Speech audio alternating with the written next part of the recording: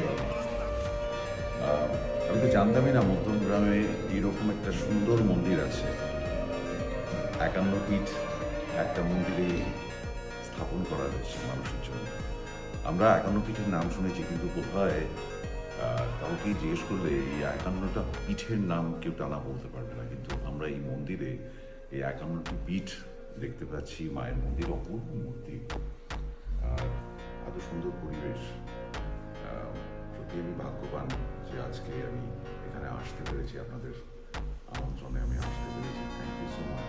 এত মিষ্টি মানুষ সব এখানে যারা আমায় রিসিভ করেছেন, আমায় মন্দির ঘুরিয়ে দেখালেন।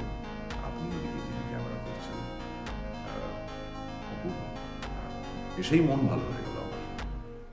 আমি খুব ক্লান্ত ছিলাম, তাই প্রায় সারা রাত জায়গা ছিলাম, ঘুমায় এসে। কিন্তু এখানে এসে যেন সমস্ত ক্লান্তি কেটে গেল, ভীষণ আনন্দ পেলাম।